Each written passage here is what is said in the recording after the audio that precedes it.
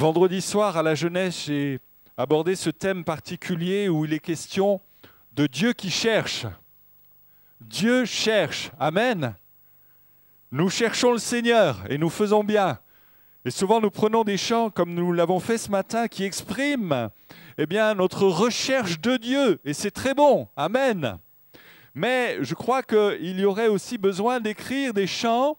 Je m'adresse à ceux qui sont compositeurs, des chants où il est fait mention du fait que Dieu cherche aujourd'hui.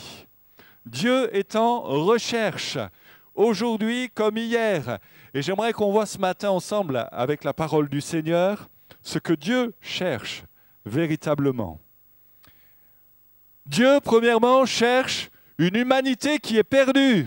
Quels sont ceux qui peuvent dire Amen? Amen. Bruno, il est le premier à le dire, parce que c'est une réalité.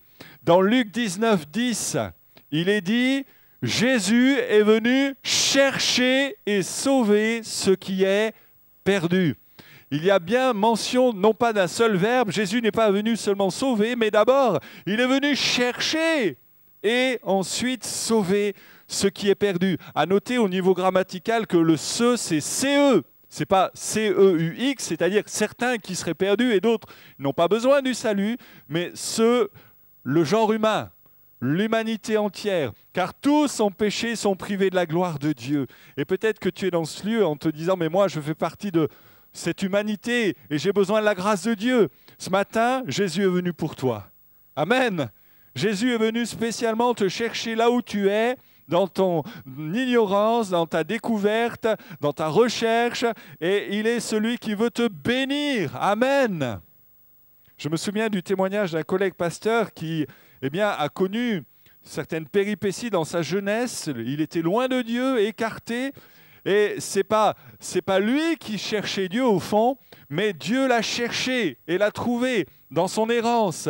Vous savez que dans la Bible, il est dit, notamment dans Ésaïe, « Je me suis laissé trouver par ceux qui ne me cherchaient pas ».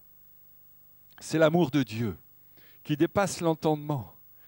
Et souvent, je ne sais pas vous, on a eu peut-être l'occasion d'avoir des temps de panique parce qu'on avait perdu quelque chose de précieux. Ça vous est jamais arrivé? Ah, il y en a qui se penchent sur l'oreille de l'épouse. Tiens, tu te rappelles la fois où tu as oublié? Ou d'autres qui disent à leur mari, mais toi, tu ne fais qu'oublier les choses. Alors, pas de guerre, assurez-vous, soyez tranquilles. Mais il arrive des fois où on soit dans une panique parce que quelque chose qui est précieux, ou même une personne, ça peut arriver. Je me souviens, il y a une dizaine d'années de cela, mon épouse était sur un grand parking à Vichy, et Elian était tout petit, il avait 2 ans, mais il trottait déjà partout. Et le laps de temps, ça n'a pas duré longtemps, où Cécile a fouillé dans son sac, cherché les clés peut-être de la voiture, le gamin disparu à l'horizon, plus personne. Et il y a eu comme un sentiment légitime, je dirais, de panique, en se disant, mais où est-il encore? Où est-il? Pas encore. Où est-il? Elle a eu beau chercher, mais elle ne le voyait pas. Alors, elle a repéré un homme, je n'étais pas là, mais un homme qui faisait ma taille. Elle dit, lui, il voit plus loin et mieux que moi, et il va pouvoir m'indiquer. Et effectivement, c'est ce qui s'est passé. Elle était vraiment en panique. Elle l'a accroché pratiquement au col en disant, mon fils, parce que c'était évidemment la prunelle de ses yeux. Amen. Est-ce qu'on peut imaginer Dieu dans la même situation? En disant, mais vous êtes égarés, vous êtes perdus, et je vous aime d'un amour éternel. Moi, je pense à cette femme qui a perdu une pièce de monnaie. Pour dire, c'est pas grand-chose, une pièce, une drachme. Ça équivalait à une journée de travail, mais elle l'avait perdue. Elle n'était plus avec elle. Et quand on connaît l'histoire un peu juive et le contexte, on sait que ce collier qu'elle avait soit dans sa chevelure, soit autour du cou, était d'autant plus précieux que c'était sa dot pour le mariage. Et que si elle perdait cette pièce, il fallait qu'elle reconstitue cette dot, c'était repousser les chances du mariage, des fiançailles et du mariage. Et je crois que cette perte, elle n'était pas simplement économique pour cette femme. On n'est pas là dans l'économie de dire combien a-t-on baptisé de personnes, combien sont restés, combien sont partis. Mais ça va au-delà, c'est au niveau du cœur que ça se passe. Amen. Et pour cette femme, c'était une perte sentimentale, plus qu'économique. C'était une perte qui faisait saigner son cœur. Et je crois que Dieu a cette même attitude. Et vous qui êtes là pour là ou les premières fois, sachez que Dieu est venu chercher une humanité en perdition et qu'il a donné Jésus pour cela, à la croix, pour nous. Paul dira à juste titre, ce n'est pas moi qui l'ai cherché le premier, c'est lui qui est venu. C'est lui en premier qui a fait cette démarche. Dieu est venu chercher une humanité corrompue et perdue, dont nous faisons partie. Et béni soit le Seigneur de ce qu'il nous ait trouvé. Amen. Gloire à son nom. Dieu cherche également, une fois qu'il nous a trouvés, qu'il nous sauve, Dieu cherche des adorateurs. Amen. Dans Jean, chapitre 4, versets 23-24, alors qu'avec cette femme samaritaine, ils sont en train de discuter sur l'endroit où il faut adorer, le mont Garizim pour les Samaritains, Jérusalem, ailleurs. Jésus dit, ce n'est pas des lieux de pèlerinage qui comptent, ce qui compte, c'est avoir un cœur d'adorateur. Amen. Ce que Dieu recherche, ce sont des adorateurs qui l'adorent en esprit et en vérité. Et une fois nés de nouveau, eh bien, le premier des services à rendre à Dieu, c'est de pouvoir l'adorer. Amen. C'est de pouvoir l'adorer de tout mon être, de toute notre vie, de tout notre cœur. Et on peut servir Dieu, parfois, on peut servir Dieu en oubliant cette priorité. Et on peut faire les choses d'une manière un petit peu machinale, en oubliant que, quelque part, notre service n'a de valeur que si nous sommes dans la plénitude de cette adoration, de ce désir d'honorer notre Dieu plus que toute autre chose, plus que de flatter notre ego, plus que de chercher une satisfaction dans tel ou tel service.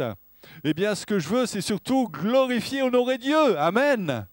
Et parfois, il y a des services qui sont assez facile et qui apporte une certaine, considération personnelle.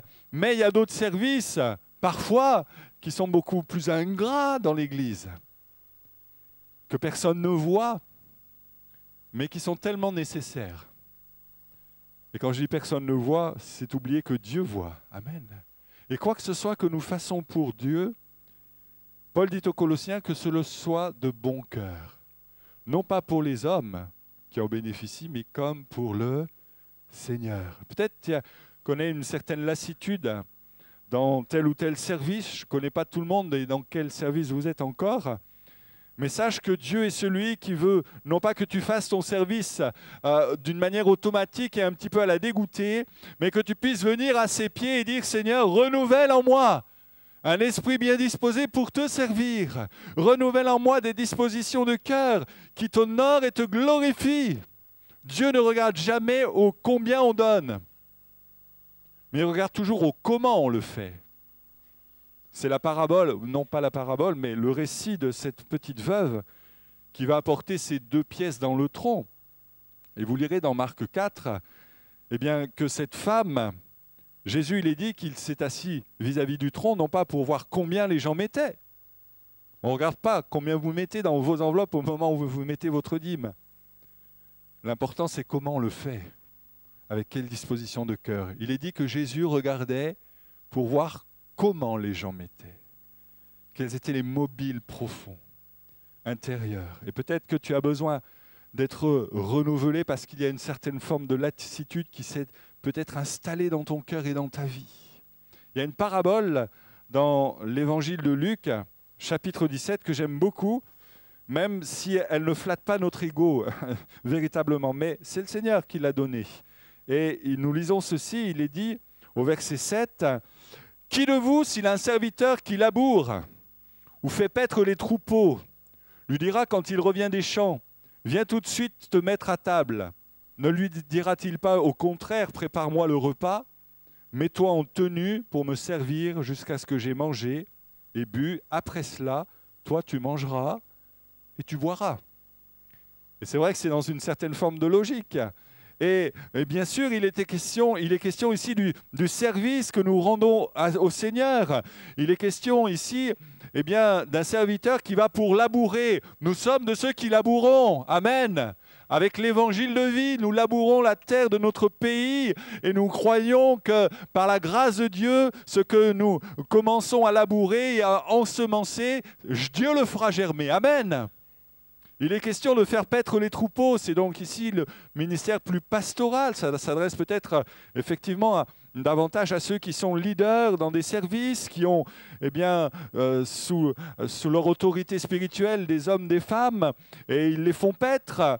Et voici que ce serviteur entrant des champs, ayant travaillé à l'œuvre de Dieu, il pense pouvoir se reposer, mais le maître de la maison dit maintenant, prépare-moi. Ça nous parle de l'adoration. Non plus, eh bien, je sers Dieu dans des services, des projets de Dieu, mais je sers la personne de Dieu. Je sers la personne de Dieu dans une intimité de vie. Et on ne peut pas véritablement aller au bout dans les projets de Dieu si nous n'avons pas cette connexion personnelle avec le Seigneur, si nous ne sommes pas en phase directe avec notre Dieu. Bien sûr, tu as servi dans les champs, bien sûr, tu as ensemencé, tu as labouré, tu as fait paître les troupeaux, mais maintenant, ce que je veux, c'est qu'on ait cette intimité. Amen.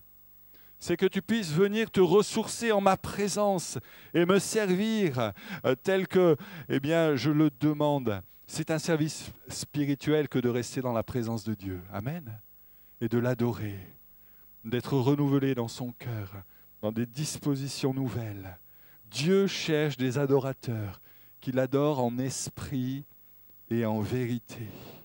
Et on a besoin de retrouver cette franchise devant Dieu, peut-être, et de dire, Seigneur, moi je suis comme en roue libre, je sers, mais au fond je ne sais plus qui, ni quoi, ni comment je fais. J'ai besoin de revenir à tes pieds, comme Marie qui était là et qui savait que dans sa maison, il y avait le Fils de Dieu, celui dont les paroles sont éternelles. Et ce n'était pas question, eh bien, pour un temps d'aller à la cuisine faire la popote, mais il fallait d'abord écouter les paroles de celui qui a les paroles de vie, les paroles de l'Esprit. Amen. Dieu cherche des chrétiens courageux. Amen. Oui? Oula, il y a moins de amen. Non? Oui. Ézéchiel 22, verset 30, « Je cherche parmi les hommes, parmi eux, un homme, ça pourrait être une femme, hein, un homme qui élève un mur, qui se tienne à la brèche devant moi en faveur du pays. » Amen. Courageux ne signifie pas qu'il faut avoir la carrure d'un pilier de rugby. Courageux ne signifie pas avoir, j'allais dire, excusez-moi l'expression, d'être plus fort en gueule que mon voisin. Hein. Non, courage n'est pas une affaire d'apparence extérieure, de capacité à crier plus fort que son voisin. Paul était un homme courageux, amen. Pourtant, Paul signifie petit. Et c'est parce qu'il avait cette humilité et qu'il se cachait derrière le Seigneur qu'il était réellement puissamment courageux. Et on a besoin aujourd'hui, eh bien, de voir des chrétiens, des assemblées composées d'hommes et de femmes courageux au sens spirituel du terme. C'est-à-dire de cette capacité de dire, Seigneur, avec toi, tout devient possible. Si nous allons avec nos propres moyens et forces, nous allons au désastre. Mais avec la puissance de l'esprit, mais avec notre faiblesse qui s'allie et qui se conjugue avec ta puissance, nous allons pouvoir faire de grandes choses. Alléluia! Dans ce chaos généralisé actuel en France, Dieu cherche encore des hommes, des femmes. Je ne vous ai pas lu la fin du verset de Ézéchiel pour ne pas vous décourager, mais je vais quand même vous la lire. Je cherche parmi les hommes, parmi eux, un homme qui élève un mur, qui se tienne à la brèche devant moi en faveur du pays, afin que je ne le détruise pas, mais je n'en trouve point. Et ça, c'est un constat terrible, quand Dieu cherche, mais qu'il ne trouve pas. Et j'aimerais que, considérant l'assemblée de Dieu ici, Dieu cherchant trouve des hommes, des femmes, qui sont remplis d'une passion, qui ont un désir débordant, qui ont une vision de voir l'œuvre de Dieu s'accomplir, qui ont un souhait d'intercéder, de dire, eh bien, on va se retrousser les manches et on va avec courage parler de l'amour de Christ autour de nous, d'être courageux pour notre voisinage, d'être courageux pour ceux de ma rue, de mon quartier, de ma ville, de ma région. J'ai lu le témoignage d'un homme courageux dans un pays où l'évangile n'est vraiment pas la priorité au niveau de l'État, c'est en Chine. Et dans un petit village, il y avait là un papy, très courageux, mais pas très fort physiquement, avec sa canne, qui chaque matin gravissait petit promontoire qui dominait sa ville. Et là, il faisait comme un petit peu cette gymnastique, je ne vais pas le faire parce que j'y connais rien. Il semblait qu'il faisait comme cette gymnastique traditionnelle chinoise. Au regard des jeunes, les jeunes disaient « Mais qu'est-ce qu'il fait le vieux sur cette petite colline à ainsi faire sa gymnastique chaque jour, chaque matin, chaque soir ?» Et chaque jour, chaque matin, chaque soir, il ne faisait pas sa gym traditionnelle, mais il priait. Et il orientait ses mains en disant « Là, c'est la maison d'un tel. Seigneur, bénis cette maison. Fais grâce dans cette maison, que le salut rentre dans cette maison. » Et puis il continuait. Et à 360 degrés, il passait en revue l'ensemble du village. Ça prenait le temps que ça prenait, mais il y était fidèle. Et c'était un intercesseur. 2 ans après, les 3/4 du village étaient convertis au Seigneur. Parce qu'il y avait là un homme courageux. Dieu cherche parmi le peuple des hommes, des femmes qui dressent un mur contre, les vagues du péché, qui se tiennent à la brèche, qui soient des sentinelles dans cette génération. Amen. Dieu cherche encore, il n'a pas fini. Dieu cherche un homme, mais là aussi ça peut être une femme, hein. Mais le texte parle d'un homme, en l'occurrence David. Dieu cherche un homme selon son cœur. Ça, c'est un point très important. Très, très important. Et il est dit dans 1 Samuel 13, verset 14, alors que Dieu s'adresse à Saül, « L'Éternel s'est choisi un homme selon son cœur. » Elle est extraordinaire, cette expression. Dieu s'est choisi un homme qui corresponde aux attentes de son cœur. Il n'est pas écrit, et moi ça m'a toujours rassuré, il n'est pas écrit que Dieu cherche un homme parfait. Parce que peut-être qu'il l'aurait déjà trouvé. Il est où? Non, bon. Dieu ne cherche pas un homme parfait. David n'était pas parfait. On le sait. Il a même failli. D'une manière assez considérable. Mais Dieu cherchait un homme qui ait des aspirations selon son cœur. Quel est le cœur de Dieu? Est-ce qu'on a des renseignements dans la Bible sur ce qui concerne le cœur de Dieu? On a quand même Jésus qui nous parle. Oui? Jésus qui dira « Je suis doux et humble de cœur ». Le cœur de notre Seigneur, c'est un cœur doux et un cœur humble. Et Dieu cherche de ceux qui ont ces cœurs-là pour aller apporter autour d'eux cette grâce de l'amour de Dieu. Alléluia! Le mot cœur,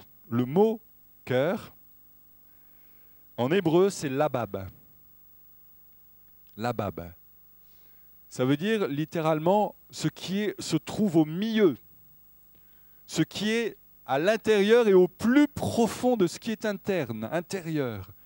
Partie cachée. Voilà ce que signifie le mot labab, cœur, en hébreu. En grec, le mot, on le connaît, c'est cardia. Cardia. Et en grec, il y a 2 dimensions à ce mot. Non seulement c'est le siège de la vie physique, ça on le sait, on met la main là et on le comprend. Le jour où vous n'entendez plus rien, commencez à vous inquiéter. Mais en grec, c'est aussi le siège de la vie spirituelle. Il Il y a une dimension de vie spirituelle. Et vous savez que dans Proverbe 4, 23, il est dit que nous devons garder quelque chose. Et souvent, j'entends des prières où, eh bien, on dit, mais à la fois, on peut le saisir, on peut le comprendre. Dieu garde mon cœur. Et à chaque fois dans ma tête, je dis, mais non. Dieu a dit, garde ton cœur, toi. Fais cela, c'est ta responsabilité. Garde ton cœur plus que toute autre chose, car de lui viennent les sources de la vie. Amen. Et c'est important de garder nos cœurs, d'apprendre à garder nos cœurs et nos pensées. Car le cœur est à la source de toutes nos attitudes, de toutes nos actions. Il n'y a aucune action qu'on pose qui ne soit pas d'abord le fruit d'une pensée, c'est-à-dire de quelque chose qui jaillit de notre cœur en définitive, d'un mobile du cœur. Quelque soit quelque chose que vous fassiez, alors sinon vous agissez en insensé, c'est grave, mais quoi que ce soit que vous fassiez, vous le faites parce qu'au préalable, eh bien, il y a quelque chose qui se passe au niveau du cœur. Il est la source de toutes nos attitudes, de toutes nos actions. Nous devons garder notre cœur parce qu'il est à la source de tout ce que nous disons et pratiquons dans le service. Amen. Et c'est important, eh bien, de réaliser que parfois, on ferait mieux d'analyser ce qu'on dit plus souvent plutôt que de le dire comme cela et ça s'échappe. Vous savez, vous connaissez peut-être ce proverbe africain qui dit « Les paroles sont comme les œufs. À peine écloses, elles ont des ailes. » Et après, pour les rattraper, c'est dur. Et je crois que c'est important de dire « Seigneur, apprends-moi à considérer ce que je vais dire ou pratiquer. Ça vient de mon cœur. » C'est important de garder notre cœur car, eh bien, ce cœur peut être corrompu. La Bible dit que c'est du cœur de l'homme que jaillissent toutes mauvaises pensées, mes actions, etc. Et on a besoin que le Seigneur vienne par le Saint-Esprit faire le ménage dans notre cœur. Comme je disais aux jeunes, eh bien, si nous sommes propriétaires de notre maison, on a le droit à tout moment de changer de côté de meubles, hein, de disposition. Il y en a qui sont spécialistes de cela. Tous les 15 jours, 3 semaines, ça change. Ça bouge. Le bahut qui était là, il se retrouve à l'autre posé, l'autre. Et c'est comme ça. On a le droit. Si Jésus est le propriétaire de votre cœur, il a le droit de bouger les choses. Il a le droit de changer la décoration. Il a le droit, eh bien, de permettre que dans votre cœur, il y ait de bonnes choses, un cœur bon, un cœur humble, un cœur doux. Alléluia. Alors, à quoi ressemble votre cœur? J'aimerais que vous fassiez ce bilan, je vais vous aider. Le cœur humain, eh bien, il peut être soit bon, soit endurci. Il peut être soit intelligent dans le sens que l'intelligence, bibliquement parlant, c'est de rechercher Dieu. Hein. Ce n'est pas d'avoir un numéro en face d'un quotient intellectuel, mais c'est d'avoir eh bien, ce désir de rechercher Dieu. Un cœur intelligent ou un cœur qui ne comprend pas. Un cœur sincère ou un cœur orgueilleux. Un cœur fidèle ou un cœur infidèle. Un cœur droit ou un cœur rempli d'iniquité. Un cœur sanctifié ou un cœur adultère. Un cœur unique ou un cœur tortueux.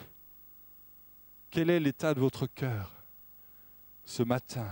J'y prête une attention très, très, très importante pour avoir vécu des choses dans le passé qui m'ont fait comprendre qu'il fallait que ça change. On peut vouloir servir le Seigneur, on peut avoir toutes les qualités pour cela. Si on n'a pas un cœur selon Dieu, eh bien personnellement, je ne vous prendrai pas dans l'équipe. En dépit de vos qualités autres, je ne vous prendrai pas dans l'équipe. Mais si vous avez un cœur de berger, de serviteur, d'un cœur doux et humble, même si vous n'avez pas les qualités requises encore pour servir Dieu, là je vous prends dans l'équipe. Parce que vous avez l'essentiel. Parce que tout vient du cœur. Dieu cherche un homme selon son cœur. Et enfin, et peut-être les musiciens peuvent revenir à... Peut-être je vous laisserai un tableau avec les différentes qualités du cœur spirituel du chrétien. Je vais réfléchir à cela pour que vous fassiez vous-même votre votre auto-bilan de l'état de votre cœur. Dieu cherche et trouve ceux qui le recherchent. Amen. Comment pouvons-nous dire, eh bien, le Seigneur, eh bien, j'ai l'impression qu'il n'est pas avec moi, qu'il est éloigné de moi, mais est-ce que vous le recherchez? Jacques dit, eh bien, voici que Dieu s'approche de celui qui s'approche de lui. Et ce matin, j'aimerais que nous puissions avoir un temps, que nous puissions avoir ce temps, oui, où nous nous positionnons. Où est-ce que j'en suis vis-à-vis du Seigneur? Est-ce que Dieu cherche et trouve en moi un adorateur, qu'il adore en esprit et en vérité? C'est-à-dire, non pas pour le service que je rends au Seigneur, mais pour qui je suis et dans ma communion avec le Seigneur, dans cette sincérité de communion avec le Seigneur. Est-ce que le Seigneur cherche et trouve en moi un chrétien qui puisse être courageux, un chrétien qui puisse dire, eh bien moi je veux relever les défis dans ma génération. Je ne veux pas passer à côté du plan de Dieu pour ma vie. Comme on l'a vu vendredi soir, je veux être un Gédéon, peut-être le plus petit de la plus petite famille en Israël, mais cependant avec cette assurance que Dieu va m'accompagner, que Dieu va être avec moi. Va avec cette force que tu as, vaillant héros. Est-ce que Dieu, en cherchant, va trouver en moi un homme, une femme, selon son cœur? Un cœur capable d'être touché par le Seigneur, un cœur obéissant, un cœur bouillonnant, désireux de faire l'œuvre de Dieu. Dieu cherche ceux qui le recherchent. Et ce matin, eh bien, j'aimerais qu'on ait un temps où ceux qui veulent, le souhaitent, peuvent se lever à leur place en disant « Me voici, Seigneur. Tu cherches, mais me voici devant toi. » On va prendre un chant et véritablement ceux qui ont ce désir de se lever et de dire « Seigneur, voilà, j'ai besoin de ta grâce parce que dans tel domaine que le pasteur a abordé, je suis pas comme il faudrait. J'ai un cœur plutôt un cœur de pierre plutôt qu'un cœur de chair. J'ai plutôt un cœur plein d'amertume, plein de douleur par rapport à des choses qui se sont passées, accumulées dans ma vie il y a quelque temps de cela. J'ai besoin, Seigneur, que tu ouvres mon cœur, que tu viennes rafraîchir mon cœur. J'ai besoin que tu le débarrasses de ces racines d'amertume qui produisent des rejetons et qui me rend impropre à te servir. J'ai besoin de ta grâce, Seigneur, ce matin. J'ai besoin de ton secours. Alléluia. Amen.